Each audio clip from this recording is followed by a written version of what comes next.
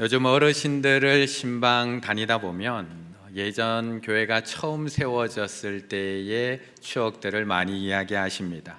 그때가 참 좋았는데, 그때가 참 행복했는데, 사람은 얼마 안 되고 성도의 가정도 몇 안 되지만 같이 밥 해 먹고 같이 예배 드리고 같이 찬양 부르고 또 이렇게 성경학교 열리면 같이 가서 봉사하고 섬겨주고 그때가 참 좋았는데, 그런데 교회가 점점 커져가면서 그때의 가족 같은 분위기가 점점 사라져 갑니다. 성도들이 많아지고 부서가 늘어나고 예배가 1부, 2부, 3부 나누어지면서 같은 교회를 다니고 있음에도 불구하고 얼굴을 모르는 성도도 생겨나기 시작을 합니다. 그러다 보니까 교회에 온 지 얼마 안 된 분들은 때로 소외감을 느끼는 경우도 왕왕 있습니다. 그런데 사실 이런 일들은 우리 충일교회에서만 일어나는 일이 아니라 성령의 충만함으로 시작했던 초대교회 안에서도 일어났던 일입니다. 성령의 충만함을 받았던 베드로가 유대인들을 향해서 설교를 하기 시작을 합니다. 그러자 3,000명이 마음의 찔림을 얻고 하나님 앞에 나와 회개하고 세례를 받습니다. 또 설교를 하자 남자만 5,000명이 예수 그리스도를 믿기 시작을 합니다. 가족 같았던 초대교회가 헬라 지방에서 온 다른 지역에서 온 유대인들로 가득 차게 됩니다. 그러다 보니 교회 안에는 문제가 발생하게 됩니다. 매일 교인, 매일 어려운 교인들을 돕고 매일 힘든 과부들을 구제하던 일이 있었는데 그 구제하는 일에서 헬라파 과부들이 자꾸 빠지게 되는 겁니다. 그런데 헬라파 사람들이다 보니까 아는 사람이 별로 없습니다. 친한 사람이 별로 없습니다.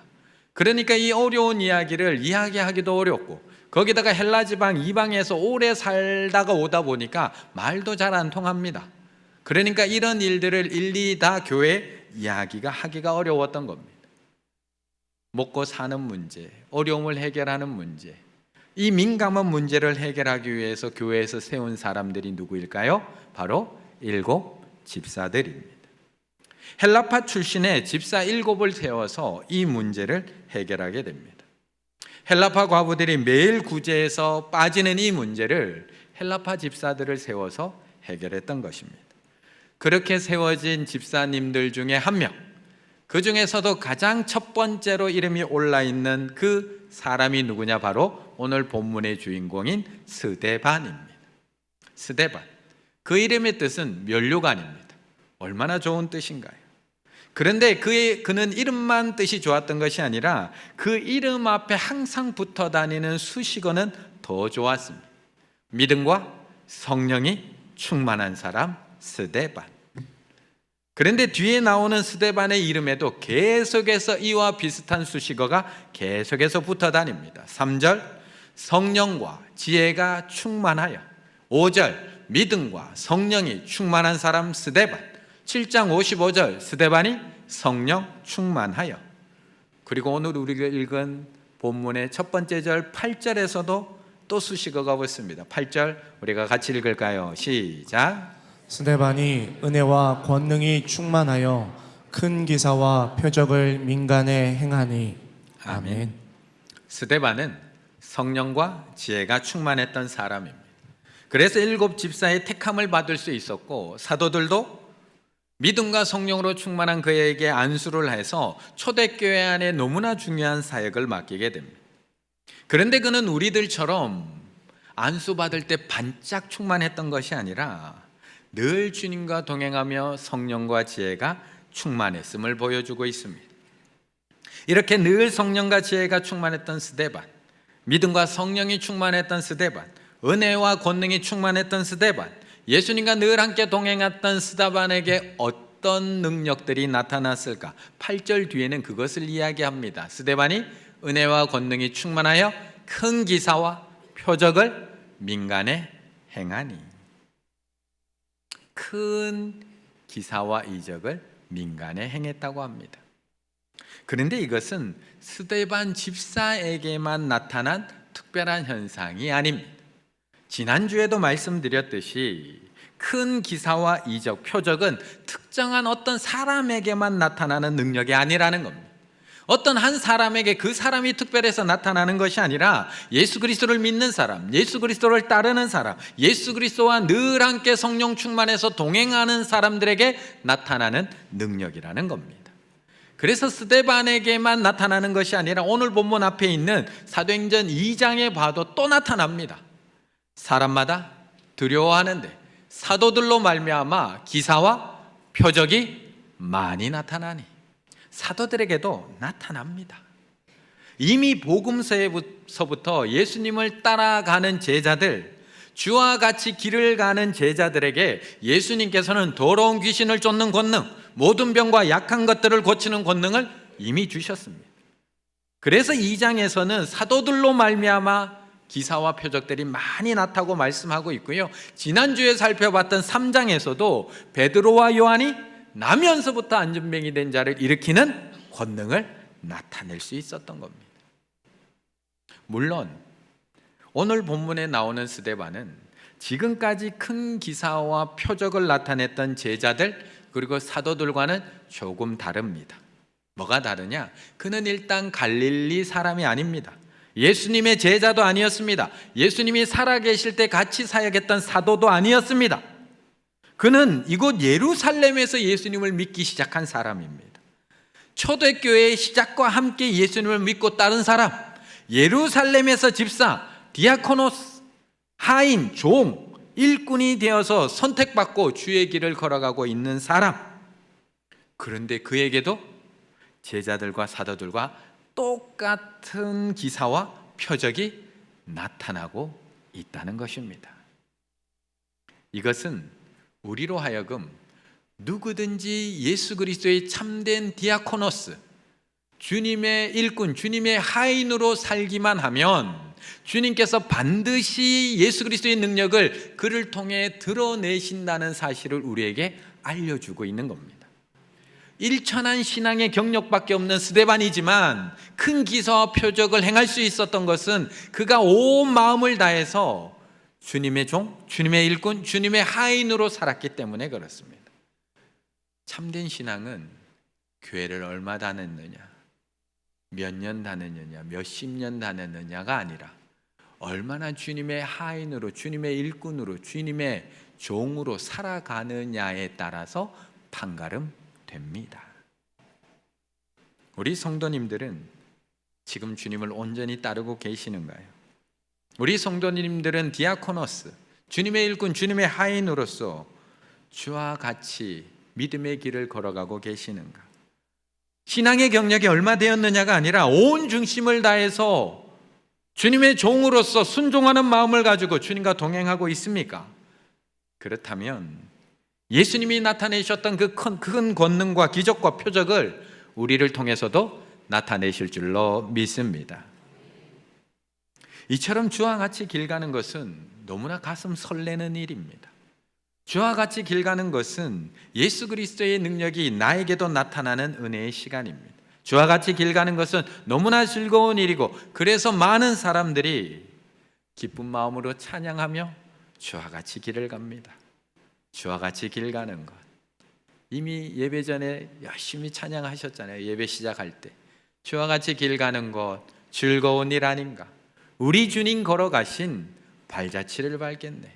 한 걸음 한 걸음 주 예수와 함께 날마다 우리 걸어가리. 그런데 여기까지면 얼마나 좋을까요? 여기까지면. 이 찬양이 1절로만 끝나면 얼마나 좋겠습니까? 주와 같이 큰 기사와 표적이 나타나고, 주와 같이 더러운 귀신을 쫓아내고, 주와 같이 평생 일어나지 못한 자를 이렇게 세워주기만 하면 얼마나 좋을까요? 그런데 이 찬양이 3절로 이어진다는 겁니다. 꽃이 피는 들판이나 험한 골짜기라도 주가 인도하는 대로, 주가 인도하는 대로 주와 같이 가겠네. 11절의 말씀 같이 읽어보겠습니다. 11절입니다.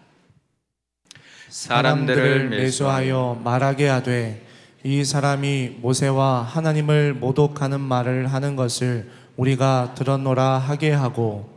아멘. 우리는 늘 주님과 동행하길 원합니다 라고 고백합니다. 예수님을 따라가겠습니다 라고 고백합니다. 에녹처럼, 노아처럼, 아브라함처럼 늘 주님과 동행하길 원합니다. 그런데 정말 어디라도 괜찮으신가요? 정말 어디라도 괜찮으신가요? 주님 따라가는 그 길이 어디라도 3절에서 찬양하고 있는 것처럼 꽃이 피는 들판 꽃길이나 험한 골짜기라도 끝까지 가실 수 있을까요? 이 질문에서 우리처럼 용감하게 대답한 사람이 있습니다. 요한복음 13장에 보면 시몬 베드로가 이르되 주여 어디로 가십니까? 예수께서 대답하시되 내가 가는 곳에 너는 지금은 따라올 수 없어 나중에 따라올 수 있을 거야. 베드로가 이르되 주여 내가 지금은 어찌해서 따라갈 수 없다고 하시는 겁니까? 주를 위해서 저는 제 목숨까지도 버리겠습니다. 결과가 어떻게 됐을까요? 이렇게 큰 소리까지 쳤는데 38절 예수께서 대답하시되 내가 나를 위하여 너의 목숨을 버리겠느냐? 내가 진실로 진실로 너에게 이르노니 닭 울기 전에 너는 나를 3번 부인하리라. 꽃이 피는 들판까지는 괜찮습니다. 꽃이 피는 들판까지는 모두가 주와 같이 길 가는 것 즐거운 일 아닌가 찬양하며 따라갑니다. 하지만 주님이 가신 길은 꽃길만이 아닙니다. 험한 골짜기, 십자가의 길, 고난의 길, 겟세마네를 지나서 성문을 지나서 저 영문 밖에 버려지는 외로운 길을 걸어가시게 됩니다. 그래서 수많은 사람들이 주와 같이 길 가는 것 찬양하며 따라가다가 그 험한 골짜기 앞에서 놀라서 멈춰섭니다. 그 십자가의 길 앞에서 놀라서 돌아섭니다. 그래서 요한복음 6장 66절 그때부터 그의 제자 중에 많은 사람이 떠나가고 다시 그와 함께 다니지 아니하더라. 주와 같이 길 가는 것, 큰 기사와 표적을 나타내는 것만을 의미하지 않습니다. 주와 같이 길 가는 것은 꽃이 피는 들판만을 지나간다는 것을 의미하지 않습니다.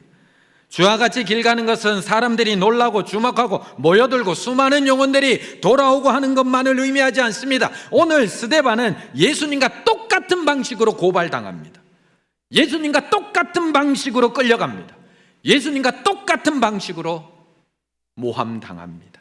11절, 12절, 13절 사람들을 매수하여 백성과 장로와 서기관들을 충동시켜 거짓 증인들을 세워 이 사람을 스데반을 고발하고 끌고 갑니다. 그래도 주와 같이 길 가시겠습니까? 그래도 가시겠습니까? 그래도 주와 같이 길 가는 것 즐거운 일 아닌가 찬양하며 주님과 같이 걸어가시겠습니까? 그런데 고발 방식만 똑같은 게 아닙니다.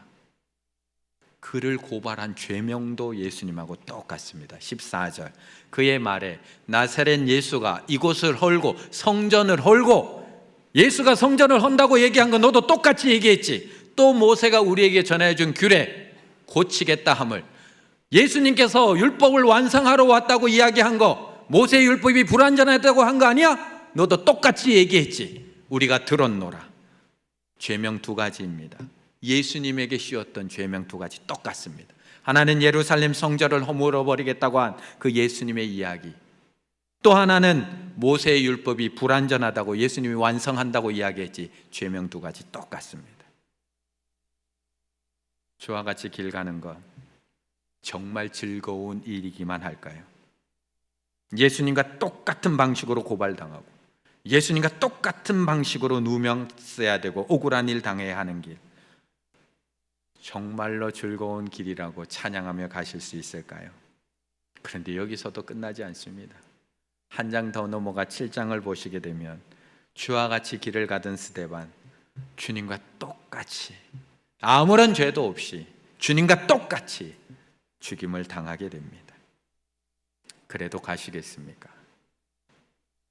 그래도 가시겠습니까? 쿠오바디스 어디를 가십니까? 1985년에 발표된 폴란드의 소설입니다. 1905년에 노벨 문학상을 받기도 한 그런 작품입니다.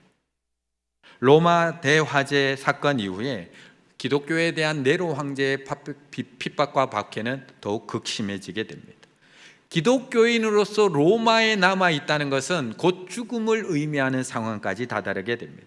결국 로마에 있던 그리스도인들은 어쩔 수 없이 피난길에 오르게 됩니다.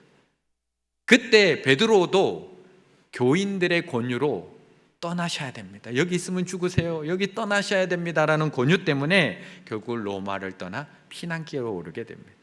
그렇게 로마를 떠나 피난길에 오르던 베드로 가는 길에 예수님을 만나게 됩니다. 그런데 예수님은 로마로부터 피난 가는 길에 같이 있었던 것이 아니라 피난 가고 있는 거꾸로 올라오는 예수님을 만나게 됩니다. 베드로가 이번에도 지난번 요한복음에서처럼 예수님에게 또 묻습니다. 쿠오 바디스 도미네, 주여 어디로 가시나이까? 주여 어디로 가시는 겁니까? 그러자 예수님께서 베드로에게 대답합니다. 십자가에 다시 못 박히러 로마에 간다.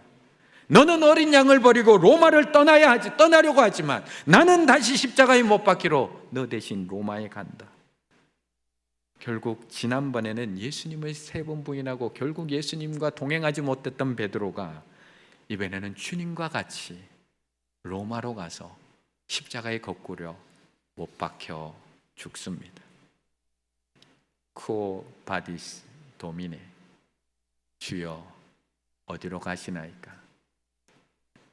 사실 제 책상 앞에 붙어 있는 문구입니다. 제 책상 앞에 빨간 글씨로 붙여놓은 문구입니다. 하지만 저도 아직 자신 있게 대답하지 못하고 있습니다. 꽃이 피는 들판이나 저도 여기까지는 자신 있게 대답할 수 있습니다. 하지만 험한 골짜기라도 주가 인도하는 대로 주님과 함께 가겠습니다. 쉽지가 않습니다. 그런데 오늘 스데반은 자신 있게 대답을 합니다. 그리고 주와 똑같이 모함과 고발을 당하고 주님과 똑같이 핍박과 고난을 함께 받고 있는 겁니다. 그런데 놀라운 것은 그의 표정이 우리와는 너무나 다르다는 겁니다. 지금 이 조금의 더위에도 이렇게 인상이 쓰는 우리의 표정과는 너무나 다르다는 겁니다. 주님과 똑같이 고발당하고 주님과 똑같이 핍박당하는 그의 얼굴이 억지로 참고 견디는 우리의 표정과는 너무나 다릅니다. 15절의 말씀 같이 읽어볼까요? 15절입니다. 공회 중에 앉은 사람들이 다 스데반을 주목하여 보니 그 얼굴이 천사의 얼굴과 같더라. 아멘. 우리 성도님들 평소에 내 표정 알고 계시나요? 평소에 자기 표정을 알고 계시나요? 우리는 늘 다른 사람의 표정을 보며 살기 때문에 내가 어떤 표정을 짓고 살아가는지 잘 모릅니다. 우리는 다른 사람의 표정을 보면서 표정이 왜 저래? 오늘 뭐 안 좋은 일이 있나? 에어컨 안 나온다고 저렇게 표정 지을 수 있나? 뭐 나한테 기분 나쁜 거 있나? 라고 생각하지 내 표정이 안 좋다는 것은 전혀 알지 못합니다. 저는 어떨까요? 저는 알까요? 이렇게 얘기한다고? 저도 제 표정이 엄청 좋은 줄 알았습니다. 특히 제가 이렇게 앞에서 예배를 인도하고 기도하고 설교하는 저의 표정은 오늘 본문에 나오는 스데반의 표정처럼 천사와 같은 표정일 줄 알았습니다. 그런데 저의 아내가 생전 저한테 그런 소리 안 하거든요. 근데 저희 아내가 왜 이렇게 표정이 어둡냐고, 좀 표정 좀 밝게 하라고, 얼굴 좀 밝게 해서 예배 인도하라고 저한테 이야기를 하는 거예요. 그리고 사진 3장을 저한테 보내줬습니다. 보시겠어요?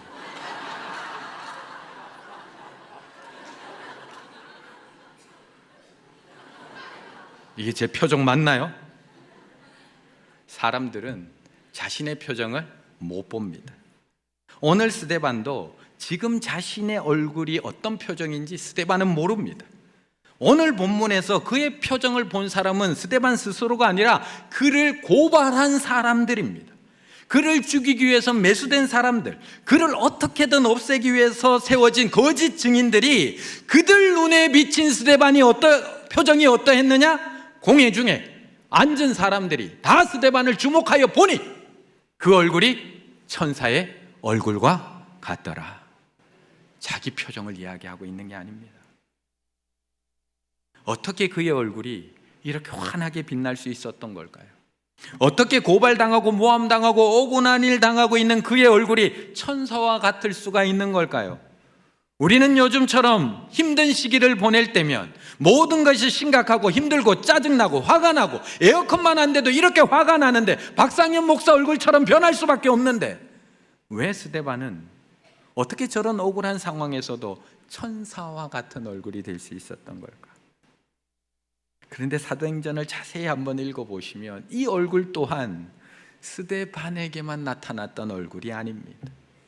억울한 일을 당하고 고난을 당하면서도 기쁨의 얼굴을 가졌던 사람들, 끌려가고 채찍에 맞으면서도 은혜와 기쁨으로 충만했던 사람이 스데반만이 아니었다는 겁니다. 사도행전 5장에 보면 그들이 옳게 여겨 사도들을 불러들여 채찍으로 때리고 예수 그리스도의 이름으로 말하는 것을 금지시켰으니 사도들은 그의 이름을 위하여 내가 능력받는 일에 이제 합당한 자가 되었구나 여기심을 기뻐하면서 공의 앞을 떠나니라. 채찍에 맞고 말 금지당하고 능욕을 당하는데 이제 내가 예수님과 함께 고난받는 자가 되었구나, 내가 그 정도 그릇이 되었구나 기뻐하며 떠나고 있다는 겁니다. 우리는 주와 같이 길을 가면서 큰 기사와 표적만이 나타나길 원합니다. 그런 길이라면 얼마든지 즐겁게 따라갈 수 있다고 생각을 합니다. 하지만 주와 같이 길을 간다는 것은 기적과 표적만 나타나는 길이 아닙니다. 주와 같이 고난도 당하고 주와 같이 고발도 당하고 주와 같이 모함도 당하고 주와 같이 능력도 받게 된다는 것입니다. 그래서 로마서에서는 주와 함께 영광도 받지만 상속자라면 주와 함께 고난도 받아야 함을 말씀하고 있는 겁니다. 자녀이면 또한 상속자, 곧 하나님의 상속자요 그리스도와 함께한 상속자니 우리가 그와 함께 영광을 받기 위하여 뭐도요? 고난도 함께 받아야 할 것이니라. 그런데 더 나아가서는 빌립보서에서는 우리가 받는 이 고난을 그리스도인들에게만 주어지는 고난의 특권이라고까지 이야기를 합니다. 특권. 하나님께서 여러분에게 그리스도를 믿는 특권뿐만 아니라 믿음의 선물만 주신 것이 아니라 그리스도를 위해 고난받는 특권도 주셨습니다. 이 두 가지 모두 하나님께 영광되는 것입니다. 그러니 어찌 사도들이 기뻐하지 않을 수가 있을까요? 그러니 어찌 채찍질 당하며 우리도 드디어 예수님을 위해서 능욕당할 만한 사람이 되었구나 감사하지 않을 수가 있을까요? 지금까지는 영광만 누리고 젖만 먹고 연약한 것만 부드러운 것만 먹었는데 이제 드디어 주님과 똑같이 고말당하고 주님과 똑같이 공회에 끌려가고 주님과 똑같이 억울한 일 당하고 주님과 똑같이 핍박당하게 되었구나. 스데반의 얼굴이 천사와 같이 빛나지 않을 수 있을까요? 사람들은 군대가 국방의 의무라고 생각을 합니다. 그래서 남자들은 대부분 군대를 이야기할 때 군대에 끌려갔다라고 이야기를 합니다. 끌려가는 것 군대. 하지만 누군가에게 군대는 특권이기도 합니다. 폭풍 속의 은혜라는 책에 보면 나오는 이야기가 있습니다. 신병교육 때에 예배가 있었는데 한 교회의 찬양팀에서 이 예배를 섬기러 가게 됩니다. 신병교육대라는 것은 지금까지 세상에서 마음껏 살던 그 청년들이 이제 군대에 들어와서 첫 훈련을 받는 곳, 억지로 군대에 끌려와서 훈련을 받게 되니까 이 청년들의 얼굴이 얼마나 불만으로 가득하겠습니까? 힘든 훈련을 마치고 돌아온 청년들의 지친 기색에 불만으로 가득한 얼굴이었습니다. 그런데 앞에 찬양을 인도하던 찬양팀 멤버 중에 한 명, 뇌성마비 청년이었습니다. 그런 신병들 앞에서 땀을 뻘뻘 흘리며 찬양하던 이 뇌성마비 청년, 찬양이 다 끝나고 힘겹게 마이크를 잡고 그 신병들에게 이렇게 자신의 심정을 이야기합니다. 여러분, 힘드시죠? 이렇게 말을 잘하지는 못했겠죠. 하지만 잘 참으세요. 저는 여러분들처럼 군대 가고 싶어요. 그런데 갈 수가 없어요. 순간 신병교육대 위문장은 조용해집니다. 내가 왜 군대에 와서 이 고생을 해야 하지?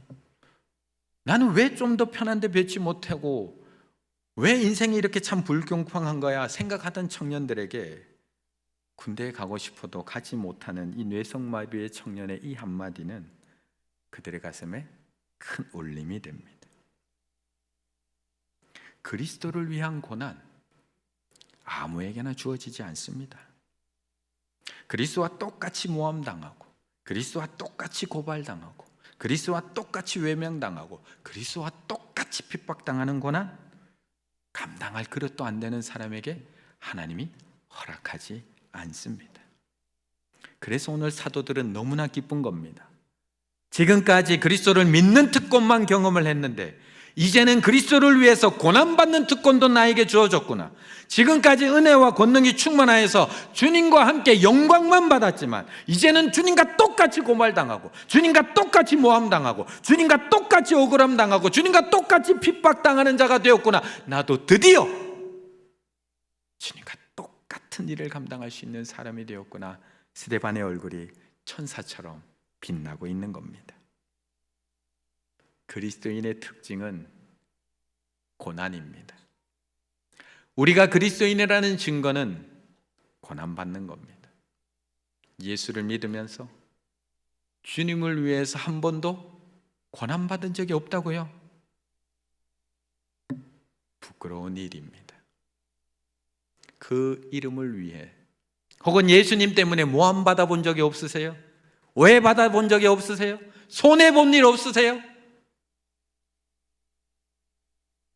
사랑하지 않는 사람일 수도 있습니다. 사랑한다는 것 얻는다는 뜻 아닙니다. 왜 자식들을 위해서 그렇게 대가를 치르고 계시나요? 왜 가족들을 위해서 그렇게 희생하고 계시나요? 사랑이 얻는 건가요? 대가를 치르는 건가요? 희생 없이 대가를 치르는 일 없이 어찌 사랑이 있을 수가 있을까요? 맥주 감사절을 보내고 있지만 감사한 일보다 힘든 일이 더 많으신가요?